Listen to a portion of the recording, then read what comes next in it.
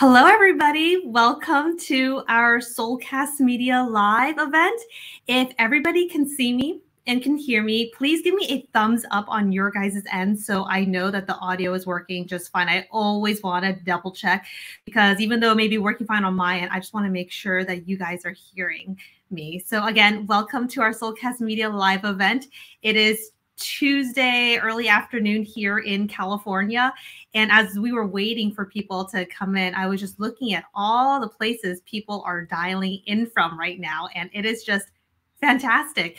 We have people from all over the world, London, Germany, Kenya, India, but of course here in the States, Boston, Massachusetts, oh my goodness, like Houston, Texas, New York, San Francisco, which is where our guest is from.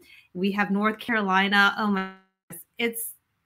I love doing these events because I love seeing just the number of people who are dialing in and how it really has spread from just not, where we are. That's kind of the beauty of these virtual events. You can really get people from all over the world dialing in. So I always like to say good morning, good afternoon, good evening from depending on where you are. Like I said, I'm here in California and it's our early afternoon. So again, welcome to our Soulcast Media live event. I am very, very excited to have everybody joining today. Now, in terms of what we can expect today, so this is going to be about 45 minutes or so where I'm going to invite my guest, Maya Grossman, up, and we're going to be chatting about a topic that is very close to my heart, and perhaps it's something that you might be interested in too. It's all about how you can be valuable at work. Maya, my guest, who I'm going to introduce in just a little bit, she has a fantastic book about the 10 things you do want to be mindful of. But before we dive into that, let me share a little bit about myself. So for those who don't know me, my name is Jessica Chen, and I am the founder and CEO of Soulcast Media. And we are a business communications agency. So everything that we do always starts with communications. And the reason why is because, well, I personally feel communications is one of the most important skills for business success. And one of the reasons why I started my company is because I am not afraid to tell people that I was not a great communicator. People are surprised when I say this, but I'm a pretty big introvert. So really getting myself out there, really figuring out how to put my foot and showcase myself and speak up was something I really had to learn. And how did I learn this? Well, prior to starting my own company, I used to be a former TV news reporter. So public speaking, presentation, being clear and succinct, these were things I had to learn on the job. So the beauty of what I do today is I get to teach people these things. I get to teach professionals, teams. I go in and do a lot of training at corporate companies to teach teams how you can be a better communicator, because this is one of those soft skills that everybody can learn. So that's a little bit about me. Again, I'm just so grateful to see everybody here. We have almost 90 people. Oh my gosh, isn't that crazy? We have more than 90 people who are on this call right now. So without further ado, let's just get started talking about today's event. So just so you know, this is for you guys.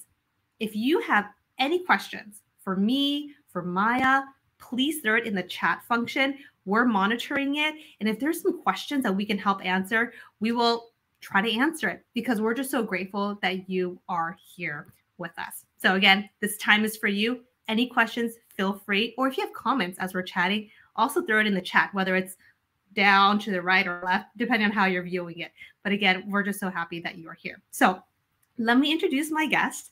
So my guest today is Maya Grossman, and she is one of the best-selling authors that has to do with talking about how you can be valuable at work.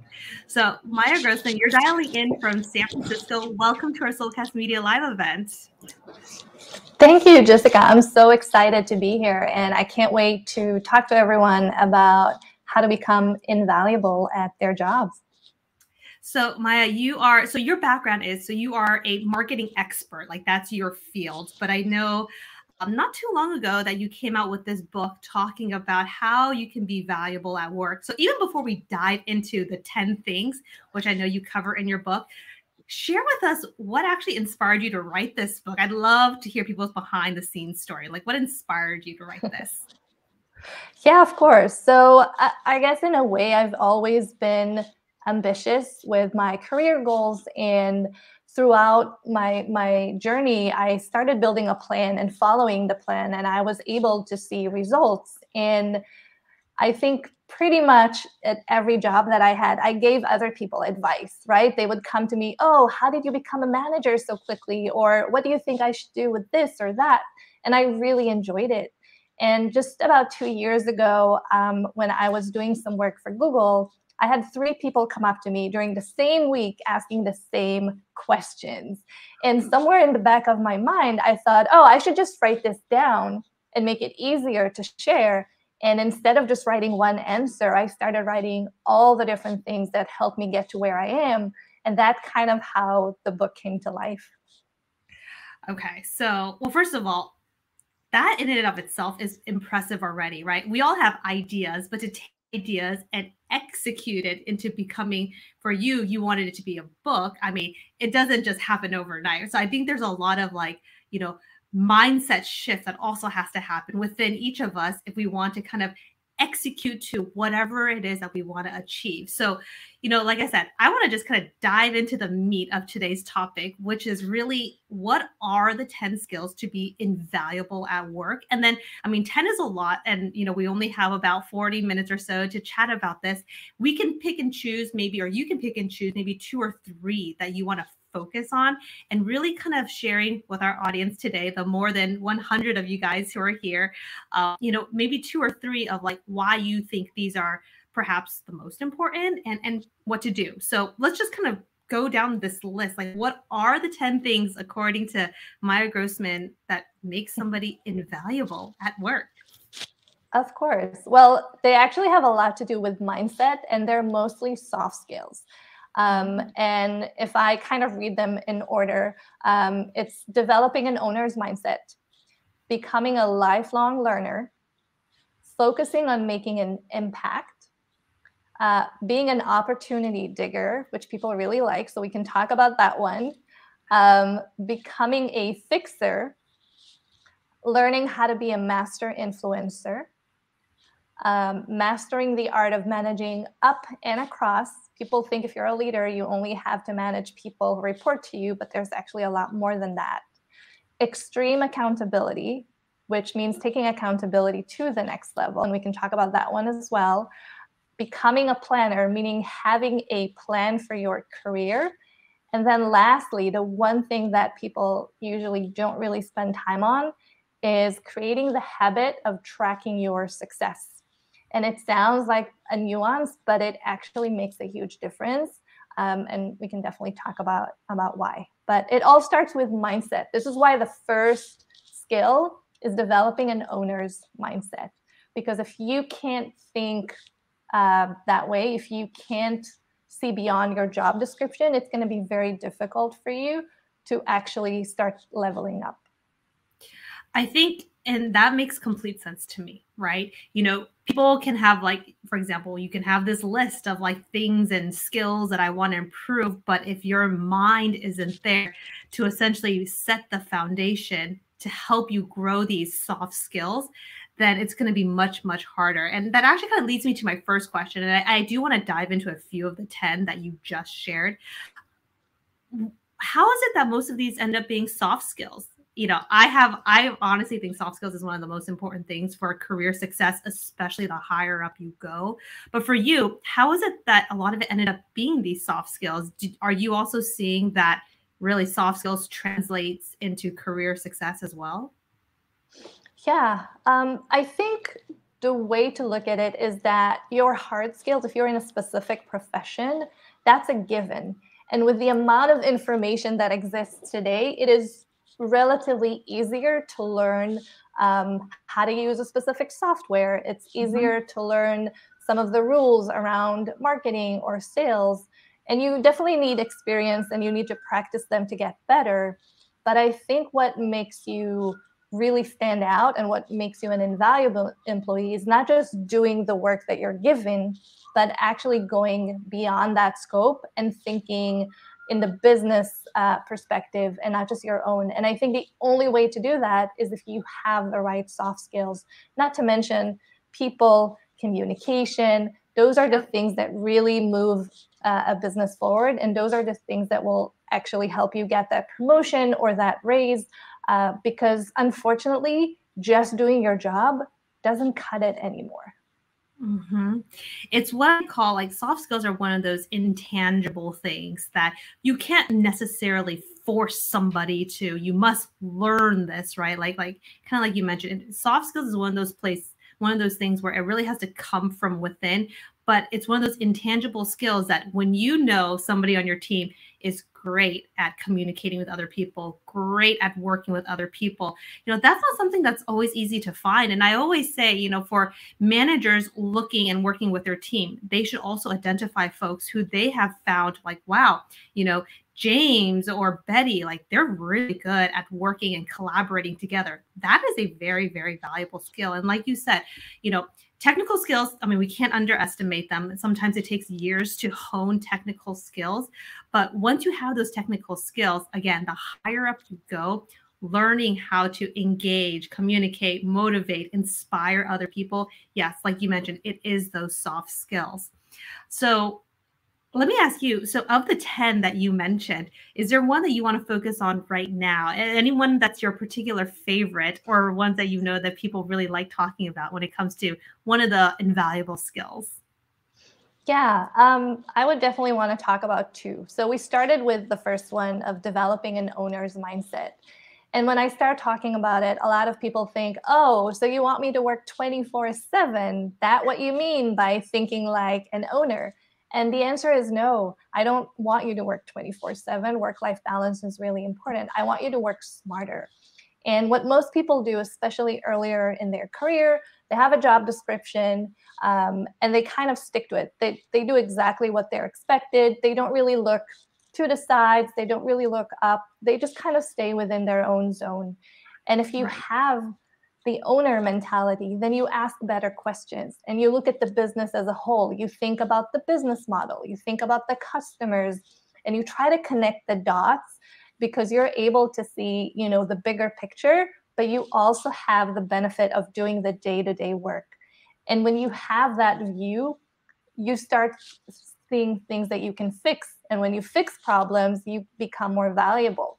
You can find opportunities for growth for yourself and for the business because you're not just busy thinking about the things that you need to do, but you care about the business as a whole because you understand your job is not your job description. Your job is to make the business more successful in any way you can. The problem is, and this is why a lot of people are struggling with this one, you don't see the results immediately.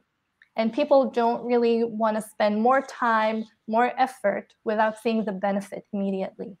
But what I've learned and what I try to teach people is that it has a compounding effect. You may not see it right now, but the more you do it and the more you think like an owner and come up with all of these suggestions and initiatives, you're building your reputation. And eventually that will pay up and it will pay out and it will pay out significantly. So you just need a little bit of patience to really kind of stick with it until you can start seeing the results. When I think of the term owner mindset, the word that I think of is being proactive, right? And not just being like kind of just status quo. And I know for a lot of us, especially when we're in a job that we're not particularly happy in, we kind of just sometimes just try to do the bare minimum because we're not that motivated or happy. So we just kind of glide or try to slide under the radar. And, I think I would say if anybody is unhappy, right, I think maintaining a good attitude every day is still very important because reputation, right, is very, I honestly think reputation makes a huge difference because you never know who you're going to bump into. But yeah, when I think of owner mindset, I think of being proactive. I think of it as taking a bird's eye view of things. I know a lot of us can get so hyper-focused on our daily to-do list, right? We all have these to-do lists of things that we have to accomplish, tasks, projects, people we have to connect to. But sometimes we have to be able to decipher, okay, busy work versus strategic work, right? And, I can't say one is more important than the other, but I think sometimes taking a bird's eye view, which kind of makes me think of that owner, owner mindset. That's kind of what I think. Does that sound about right to you too? Is that what you're also saying? Yeah, and it's amazing what you can do when you stop thinking just in terms of, the things I have to do and what's within your purview, right? So many different opportunities. Let me give you an example, and it will actually lead us to the next skill. So I actually didn't start my career in marketing, even though it's what I do today. I spent almost 7 years being a travel agent. Great company, just not something I was passionate about. And I decided I want to shift into marketing. And I did a lot of work to teach myself, to volunteer, to build the skills, and I got the job. But I got a really senior role. I was 28. I took a step back from being a manager, and I took a role where I was a junior social media manager. And I was part of a team of 5, very small company, very early on. And I could have just, I could just do my job and be happy with it. But I was so excited, and I was seeing the company growing, right? We got more and more customers. And as we got more customers, things got more complicated. We didn't have enough people. Work was piling up. Things were falling between the cracks. And it really bugged me because I love the company. I love the founders. And I felt, like it's kind of my baby as well. And I thought about it for a really long time and decided to do something about it. So I put together a plan, and I'm using air quotes because it was literally a Word document with like 5 bullet points. And it basically said, here are all the problems, and here are a few things we can do to solve them. And I set up a meeting with the CEO, and I said, hey, I think we have a problem. I think it's time for you to hire a manager because there's so many inconsistencies, and we need someone to be more hands-on with customers. And he looked at me, all smiles, and he said, you know what? You're absolutely right. You're the new manager. Go fix it. So essentially, by thinking like an owner, by caring, by taking action, I created my own opportunity to become a leader. And I've never, I wasn't a leader at that company before, but they trusted me because I was able to identify a problem and offer a solution. I love that. And that kind of leads me to the next skill, which is becoming an opportunity digger. And here's what I mean by that. I think a lot of us have been taught that if you want to move up the ladder, if you want to progress, then you just need to do your job and you need to wait your turn. Or you need to convince your manager to give you an opportunity. And I never really liked that because that means I'm not the one responsible for my career. I have to depend on other people. So instead, I actually prefer to think about it as creating your own opportunities. And here's what it means, because you don't just think about it and they happen. The way to think about it, and what I teach in the book, is first and foremost, you really need to understand what you're looking for. You can't just say, I want opportunities. What kind of opportunity do you want? Do you want leadership experience? Do you want to learn a new profession? You really need to be specific about what you're looking for. And I even tell people, set up 30 minutes on your calendar once a month to ask yourself, what is the next opportunity that I need to create? Just be really conscious about it. And here's why. 2 things happen when you're very conscious. 1, what you think about is what your brain focuses on. So if you keep telling yourself, I want to be a leader, I want to be a leader, I want to be a leader, you will start seeing opportunities to be a leader. And it's not because they were not there before. It's because your brain was just too busy looking at other things. And now that your brain knows, oh, Maya actually wants to be a leader, your brain will start showing you those opportunities. And 2, the more you think about it, the more you tell other people. And when you start telling other people, they help you create those opportunities. That actually reminds me of a story that I also wanted to share. So like I mentioned earlier, when we first started this broadcast, before starting my own company, Soulcast Media, I was a former TV news reporter. And, when you are in that industry of broadcast journalism, it's a very sort of, I'd say kind of like linear field. I mean, you kind of are a reporter, yeah, there's opportunities to rise up, but really to rise up, you either are a reporter or you are a news anchor, right? Like that's kind of just the two tracks. But when I was a reporter, I was what we would consider a general assignment reporter, meaning I just covered whatever stories there was going on, whatever breaking news situation. So I was always running around. But in my heart and in my mind, I had always been interested in business and always fascinated with interviewing business leaders, learning about different companies, and kind of doing more of that side of reporting. But because at the time, I was working for just a local television station, they didn't have the resources or budget to want to, invest in some sort of like business show. That wasn't necessarily their focus. But for me, I knew that eventually down the line, not short term, but down the line, that was what I eventually wanted to achieve. So what I ended up doing was I ended up trying to create my own opportunities. I knew my boss back then would never say, Jessica, we're going to be creating a business show. Do you want to do it? That beautiful opportunity was probably not going to land on my lap one day. So what I ended up doing was I ended up pitching the idea to my boss, saying that I was interested in it, but I knew that they wouldn't be able to give me additional resources. So what I ended up doing was I ended up saying, I will add this onto my plate, but I was okay with that. So I would, perhaps do extra stories, kind of spend a little bit more time in the office to do my research. But I knew in the end that if I did this, it could help bolster my resume to have more of that business focus.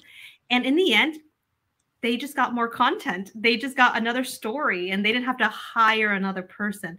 But again, the moral of the story is I identified kind of where I wanted to go, which at that time was I wanted to learn more about business, right? And so for me, it was like, okay, I know my boss isn't just going to, hand me that golden ticket and be like, go for it. I had to essentially be willing to sacrifice time, my own time, but it all worked out in the end because in the end, I actually did end up getting my own business show, but I had to kind of grind. I had to create that opportunity myself. So kind of going to your point, Maya, thinking where is it that you want to go next, whatever it is that interests you, right? Whatever, skill or whatever field or whatever department or whatever group, look at what they have, look at where you are and think about, okay, I need to level up in this skill. How can I do it? And yes, it may take extra effort. It may take extra time, but if it gets you that long-term goal, I mean, in the end, it's kind of like a win-win for you. So I love that opportunity digger. Yeah, no, I agree 100%. And for everyone listening, if you actually want to know how to do this, I have a free toolkit, step by step, how to identify what's the next step for me, where am I today, what's the gap, and what are the actual steps I need to take to get there. Just go to mayagrossman.com. You can download it for free. And just to give you an example, right? At some point, if I wanted to be a leader at a company, but my job description did not include people management, and I knew that the company doesn't have the headcount. So what I would try and ask myself, okay, how can I create other opportunities to gain the same skills? And if it's within the company, maybe I can go and mentor someone who's more junior than me. There must be someone at the company who knows a little bit less, and I can kind of be their mentor. That will definitely help you get those skills. Maybe you initiate a project. If you initiate a cross-functional project, one that even benefits the company, you do act as a leader. You may not directly manage people, but if you have to bring them together and you do it well, that's definitely leadership skills. And lastly, if you can't get that experience within your current job, then you can go and look for a different one. But if not, go out and volunteer. There are so many opportunities to do things for free, but still gain the skills that you're looking for. And people kind of overlook it because they think, hey, if I'm volunteering, it doesn't count. Let me tell you a secret. It definitely counts if you actually gain the skills. Yeah, absolutely. So far we've talked about having that owner mindset. We talked about how you can be an opportunity digger. And I want to talk about a third one. But before we get to that, for those who are just jumping in right now, I want to welcome you guys to our Soulcast Media Live. I'm here with my guest, Maya Grossman, and we are talking about this topic that you see on the bottom of your screen, 10 skills to be invaluable at work. And we talked about the 10. We'll recap the 10 before we end today, but I just want to, let everybody know that if you guys have any questions for us, please throw it in the chat function, because we want to make sure that we answer any questions that you may have. So Maya, actually, before we get to the third one, I did see a question come up that I thought it was actually a pretty interesting question, and I wanted to kind of get your thoughts on it. So let me pull it up. This question is from Carrie. What can you do when your boss tells you that you were just hired to report, not to fix things, not to kind of go out of your lane, right? I think we've heard that before, stay in your lane, right? So what are your thoughts on this? And I have some thoughts on this as well too, but what are your thoughts about when your boss is like, just stay in your lane? Yeah, definitely not the ideal situation. I would probably approach it in two different ways. So first and foremost, I would want to try and understand, where is this coming from? Is this specifically about me? Is it about everyone? Is this about company politics? I would try and really understand where they're coming from.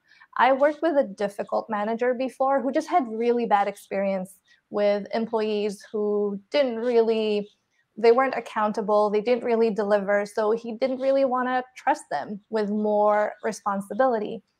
And if that's the case, if this is coming from, hey, I just don't trust you, there are actually different things you can do to gain their trust. So what I usually recommend is to start with really, really small, like bite-sized additional work, and get your manager involved from day one. So make it kind of their idea. So if you want to do something extra, go to them directly. Tell them, hey, this is a problem that I think would be very beneficial for you as well if we fix it. I'm more than happy to do the work, but I want your guidance, right? And I'm going to report every step of the way. And then I over communicate. I tell them everything that I do. And eventually, when the work is done, if possible, I share it, and I make sure that I give them credit for being the person who allowed me and empowered me and really helped me succeed in that specific task. And it may take a while. You may need to do this 5, 6 times. And maybe at the beginning they'll say no, but you kind of continue to ask, and they may turn around. But the truth is, they may also not turn around. And maybe this is the company policy. And in that case, I would probably start thinking about finding a different opportunity. Because it's just, at least for me, it's not the environment that I want to be in, because I want those opportunities for growth. And I know that there are other companies out there that will welcome. I mean, as a hiring manager, trust me, I welcome anyone who wants to do additional work. I don't like to be blindsided, right? So as long as you tell me what you want to work on, awesome. I'll empower you. I'll give you the tools. I'll make sure that we're both successful. But if your company or your manager doesn't want to do that, I would definitely consider finding a different opportunity. I completely agree with everything that you just said. Again, we don't know the particular situation here, but perhaps if, the boss is saying, yeah, don't try to go outside, your purview, or just kind of stay within what is it because they potentially feel threatened, right? Or is it they're afraid, you're going to do something that's going to make them look bad? So, I mean, this is where I think about communications, just because that's what we do here at Soulcast Media, making sure that you're looping them in the process, making sure that you're including them, because like you said earlier, you definitely do not want to be blindsiding anybody, especially your boss, because again, they may feel that you might be doing something a little tricky. And of course, that's never a good relationship building tool. So, over communicating, engaging with them, pulling them into the process, and even kind of sharing, and being as explicit as possible, like how potentially this can make either them or your group or your department look good, or, whatever it is that you're doing.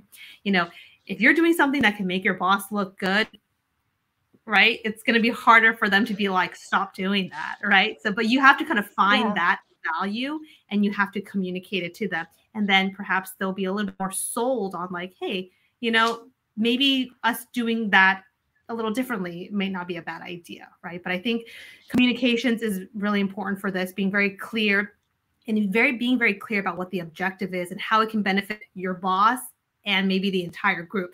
Of course, you don't want to go in saying, I want to do this because it's going to benefit me, because he or she's going to be like, no, right? So communicating that. I completely agree. And I can see Carrie's reaction to that she thinks it might be coming from them being afraid that she will outshine them, which definitely means whoever is in this role needs to do some learning about leadership and management, because when you're a manager, your team is everything.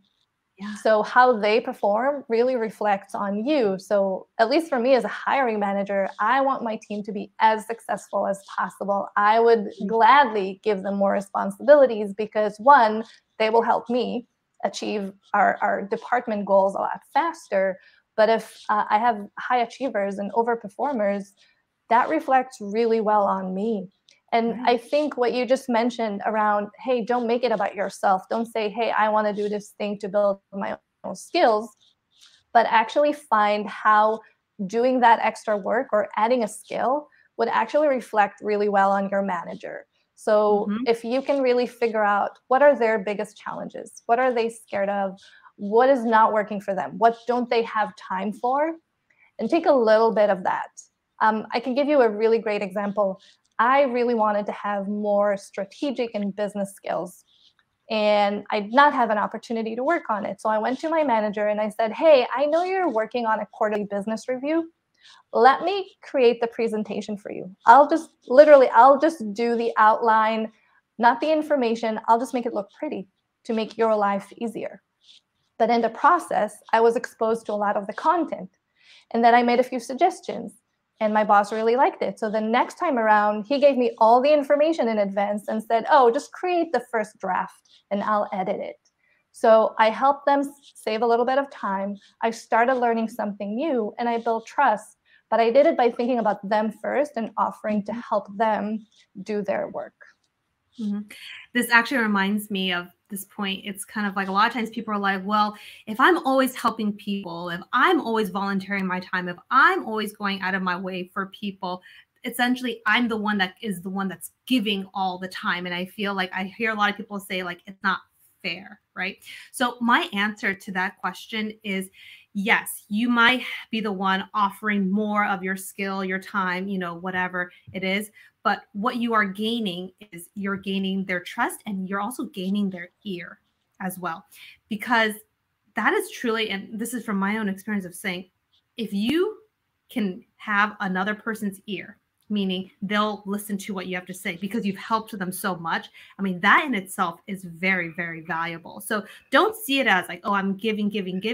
Rather, it's because you're helping, you are gaining that other person's ear. So when you do have something that you want to ask now, you would have already built up that, a bottle of just full of like goodwill and trust, right? But again, it kind of has to start from somewhere. So Maya, so again, we talked about owner's mindset. We talked about being an opportunity digger. What's the third one do you want to focus on today? Yeah, I really like talking about extreme accountability. And there's a reason why I have the word extreme in front of it. So I think most people can understand accountability, showing up, taking responsibility, owning up to your mistakes. Extreme accountability is an extreme version of that, meaning everything and anything that happens is my responsibility. And while it's not exactly accurate because you can't control everything that happens, you do control how you react. And when you think in terms of extreme accountability, you actually adopt a mindset that is called having an internal locus of control, meaning you believe you are actually responsible to your own actions. So a good example for that would be, a student who failed an exam. There are two options. You can either think, oh my God, I had the worst professor. He hates me. This is not my fault. Or you can say, I should have worked harder. Next time, I'm going to do X, Y, Z. And if you're taking responsibility for that and you're owning up, then you have an internal locus of control. And if you're not, you have an external locus of control, which means you just blame everyone else. And it's easier in the moment, right? We don't want to feel responsible. Right. But it also means that you're giving up control. If you're saying someone else is responsible for your future, that means you can't really do anything to change your situation. And that's probably not the best way to live your life. So I really encourage people to think about every situation from an internal locus of control. Okay, this happened. What can I actually do now to change the situation? How can I do better next time? And the more you practice it, the more it becomes almost like second nature, and it's not that hard to take that responsibility. But it's also challenging, especially in the workplace. We don't want to admit that we screwed up. Yeah. I mean, it's never easy, but let me tell you a secret. That's actually what's expected of you. The higher up you go. When you're a leader, it's all about you. If someone on my team screws up, it's not their fault, it's mine. And that's kind of the point of view that you have as you move up the ladder. And if you can adopt that early on, I think you will create more opportunities for yourself to become a leader. It's essentially not taking this like I'm the victim all the time, like or woe is me, right? I think when you have that mentality, then it's like you mentioned, you feel like you're helpless. But instead, it's like, okay, that sucked, or oh, kind of screwed up there, or whatever, whatever negative feelings. And that's the thing. It's okay to feel bad, right? I think that's part of like 100%. Yeah, it's part of processing any negative experiences, but the key is to not dwell on it, because that's also very what I consider black and white thinking. And as we know in the business world, things aren't always so black and white. There's a lot of gray in between. Yeah. So taking on that mentality of like, oh, woe is me, or this sucks. Oh, I hate this. I hate that. Again, that doesn't create that like positive attitude, which is, I think, pretty key in trying to be like even the things we said, to have that owner's mindset, to create those opportunities. You have to be as open and as positive as possible. So I love that one. That's a great point. Is there actually, before we get to that, I'm actually seeing a few questions come in that I do want to get to. And by the way, Maya, and for those who are here, there's over 100 of you guys on this, and we're just so grateful that you guys are joining us on this. We've been chatting for over 40 minutes now, and that's just like flown by. I know. We're just having a lot of fun chatting. But one of the questions that I actually want to bring up before we get to any other last points is there's this question from Christine Tang. So how do you manage peer relationships who sees you as a threat at work? And so they start sidelining you as you start to get more opportunities at work. So yeah, just peers feeling threatened, jealous, perhaps. How do you manage that kind of tricky situation? Because it is tricky for sure. Yeah, I know. I don't know why people are so jealous. There's enough opportunities to go around. You just need to do your work. It's definitely challenging. I think it really depends on the relationship you also have with your manager. So I would see two different routes. One of them would be to honestly just not care. Meaning if you build a strong relationship with your manager, if you're already creating those opportunities, if you're moving up the ladder, you're going to move so quickly that 6 months from now, you're not even going to work at the same department. So that's one way to acknowledge it. But if this person is actually sabotaging you, if they're actually causing damage, then I think I would consider trying to build a relationship with them, trying to get to the bottom of this, and even potentially helping them, right? So if you're doing so well and they're maybe not taking the same approach, maybe you can almost like mentor them. And I know it sounds weird. Why would someone who hates me actually want to build a relationship? But it comes from being a little bit jealous and from feeling like they're missing out.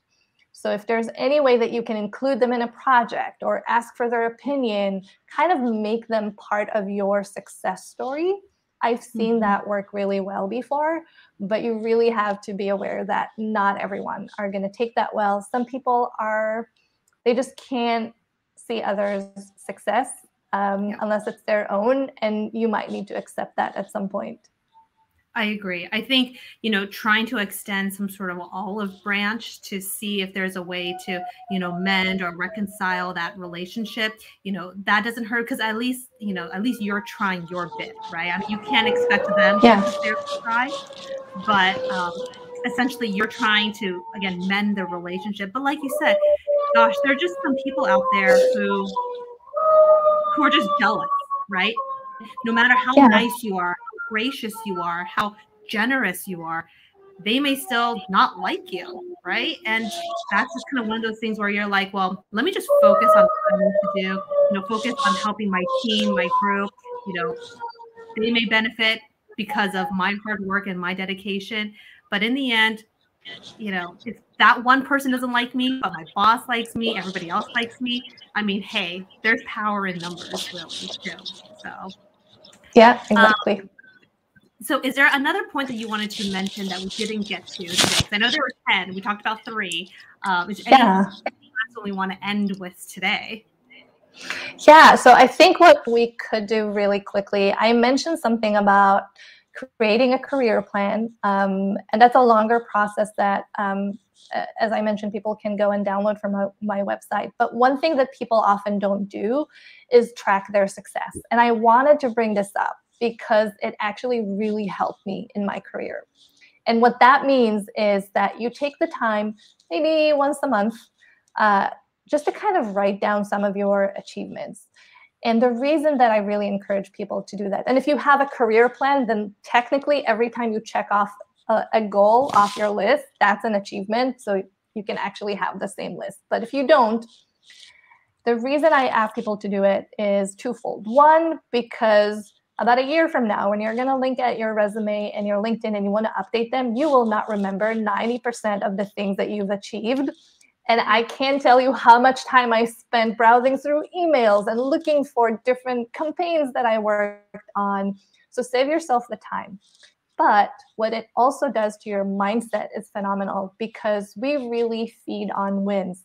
And if you take the time every month to remind yourself, hey, I actually did this, I completed a task, or this campaign was really successful, I did something awesome, it motivates you to keep going, to do more of the things that bring you success.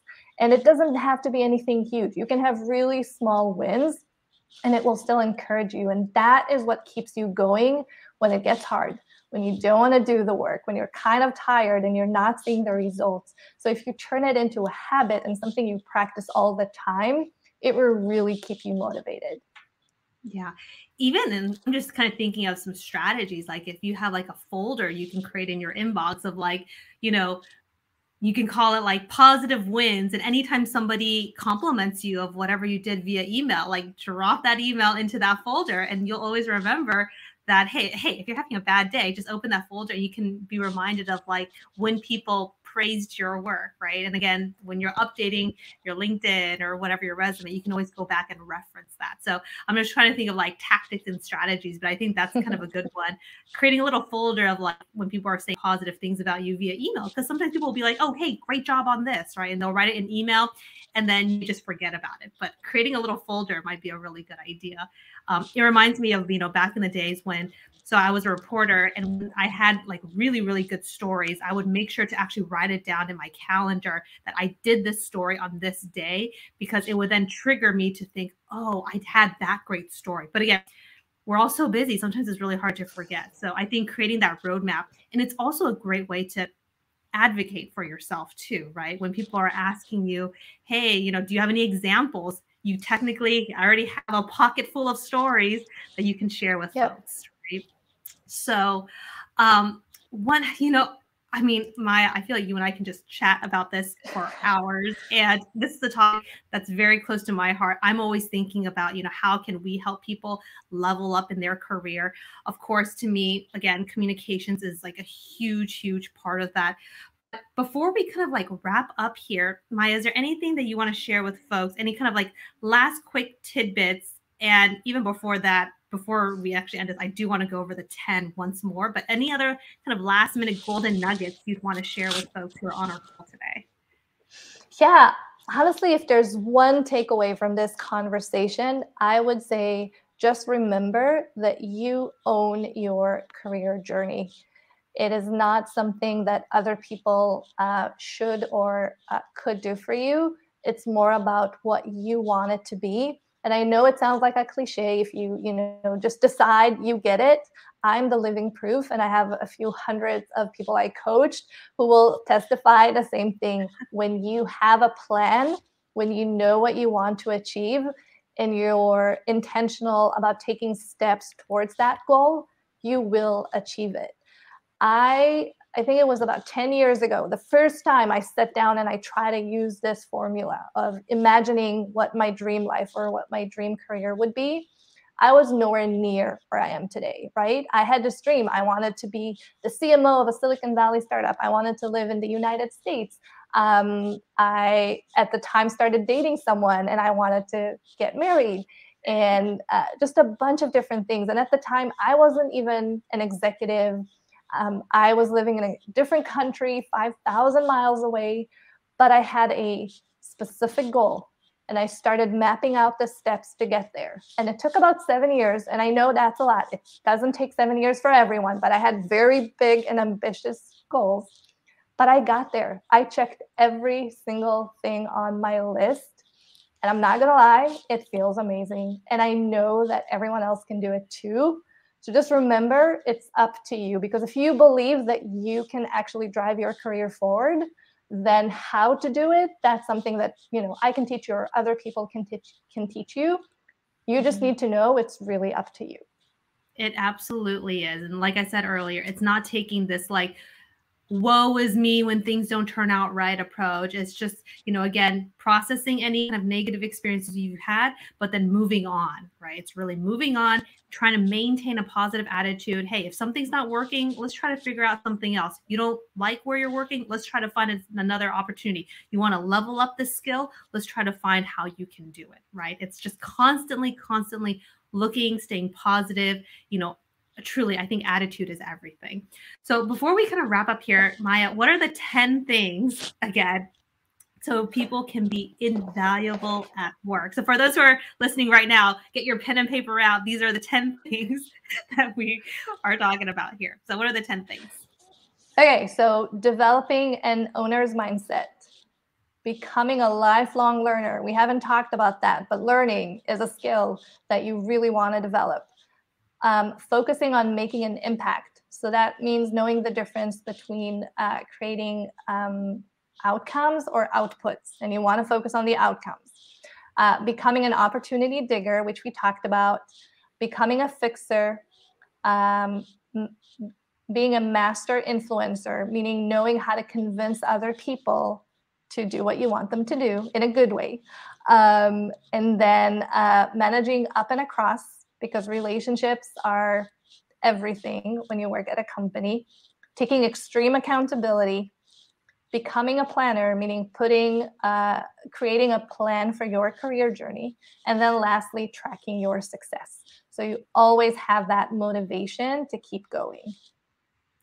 10 very valuable skills, very doable skills that any of us can learn. And that's the beauty of soft skills. It's something that is absolutely learnable. It's something that we can dedicate our time to doing. So as we kind of wrap up here, Maya, how can people find you? Yeah, well, I'm definitely on LinkedIn, or you can find me at mayagrossman.com. There are a lot of free resources on my website. And you can also always get the book on Amazon. So Maya, thank you so much for your time. And thank you to everybody who joined our conversation today. There was over 100 of you who stayed on, and just, hopefully you guys were able to, again, walk away with some golden nuggets of things that you can potentially think about leveling up. I mean, so here in the States, here in the US, we were celebrating Thanksgiving. So I know we're all thinking about family stuff probably this week. But, since we all have some downtime, think about, maybe this is a good opportunity to think about, okay, how can I level up and how can I make myself more valuable at work? So before we end here, I do have to kind of share one of the things that we are doing here at Soulcast Media this week. And that is we have a monthly communications membership, which is a Soulcast Media membership. And this is all communications based. So for those who are interested in leveling up their communications, consider joining the Soulcast Media membership, because you actually get to work directly with me. It's a monthly membership program where we're releasing brand new content every single month. We have these group coaching calls where I come on and I teach folks things like public speaking, presentation. I have the link that I just put on to our chat, but this is a great way. And this kind of goes to Maya's point number 2, is constantly keep learning. And again, I think communications is one of the most important skills. So if you are interested in leveling up your communications, consider joining the Soulcast Media membership, because you get to work with me on all things communication. So take a look at that. And we have a next Soulcast Media live event coming up very, very soon. If you're interested in joining that, the topic for that is how to lead high performing teams. So to get on that, go onto our website, soulcastmedia.com, and we will send you the link so you can watch. It'll be just like this chat that Maya and I had. So with that, Maya, thank you so much for joining. I learned so much in this last 45 minutes or so. For those who are here, thank you so much for your time, and be sure to stay in touch, and we will talk to everybody soon. All right. Thank you, everybody. Thanks.